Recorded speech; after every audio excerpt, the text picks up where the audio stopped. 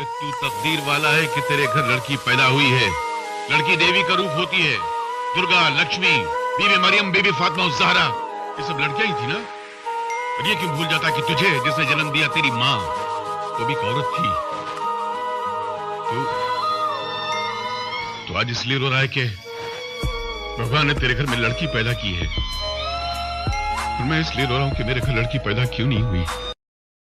अपने हाथ से वही लोग मदद करते हैं जो दुनिया में अपना नाम करना चाहते हैं।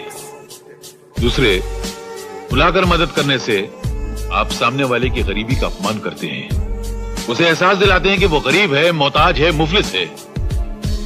और तीसरी बात जो मेरे पिताजी ने कही थी कि अगर इस दुनिया में किसी की सीधे हाथ से मदद करो तो इस उल्टे हाथ को पता नहीं चलना चाहिए कि सीधे हाथ ने क्या किया। औलाद का माँ बाप के लिए कोई फर्ज नहीं है। अरे तुम जैसी औलादों को देखकर आज मुझे एहसास होता है कि मेरा बेटा कितना महान है। अरे सारी जिंदगी मेरे कहने पर जिंदगी गुजारता रहा, एक दिन भी अपनी मर्जी की जिंदगी नहीं गुजारी उसने। जैसा मैंने कहा वैसे जीता रहा। मेरे उसूलों की खातिर न जाने अपने हजारों खुशियों को गला घोट दिया उसने। और मैं कितना मजबूर हूं कि अपने उसी बेटे के लिए आज कुछ नहीं कर पाता। विकी, ये हाथ मैंने तुमसे माफी मांगने के लिए, अपनी गई हुई नौकरी की भीख मांगने के लिए नहीं छोड़े हैं, बल्कि एक प्रार्थना के लिए जोड़ रहा हूं तुम्हारे आगे बैठा कि अपने बाप के अंधे प्यार का हाथ पकड़कर विनाश के रास्ते में कभी इतनी दूर मत चले जाना कि एक दिन तुम लौट कर आना भी चाहो तो तुम्हारे पिता भी वापस ला न सके। हराम की दौलत इंसान को शुरू शुरू में सुख जरूर दिलाती है, मगर बाद में ले जाकर एक ऐसे दुख के सागर में धकेल देती है जहां मरते दम तक सुख का किनारा कभी नजर नहीं आता है। इसलिए इस बात को मान ले, दुनिया के सामने ऐलान कर कि पाप के रास्ते पे चलने के बाद इंसान कभी सुखी नहीं रह सकता है। ये बात तेरे काम आएगी, तेरे औलाद के काम आएगी और हिंदुस्तान के बिगड़े हुए करोड़ों नौजवानों के काम आएगी। और उनके माँ बाप दिल खोल कर तुझे दुआएं देंगे। बेटा मान इस बात को।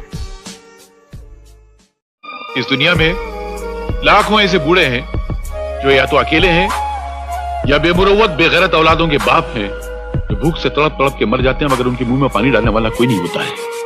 अनगिनत अपाहिज हैं जिनकी तीमारदारी करने वाला कोई नहीं है। करोड़ों ऐसे नौजवान हैं जो पढ़ना चाहते हैं मगर गरीबी और मुफलिसी के मजबूत हाथ उनके हाथों से वो किताबें छीन लेती है, वो पढ़ नहीं सकती है। ऐसी लाखों औरतें हैं जो बेवा हैं, जो काम करके अपना पेट पालना चाहती हैं मगर उन्हें काम नहीं मिलता है। इसलिए मजबूरन उन्हें अपना शरीर बेचकर इस पेट की अंगीठी में रोटी का कोयला डालना पड़ता है। माँ बाप अपनी औलाद को सजा दे सकते हैं मगर उसकी एक हद है। उसको चांटा मार सकते हैं, उसका खून तो नहीं कर सकते ना। उसी तरह माँ बाप चाहे कितने खराब हों, कितने गुमराह हों, कितने बुरे हों, मगर औलाद अपने माँ बाप को सजा नहीं दे सकती। ये धर्म कहता है, ये मजहब कहता है, ये कुरान कहता है, ये गीता कहती है। बेटे याद है ना मैंने तुझे बचपन में सिखाया था ये सब कुछ।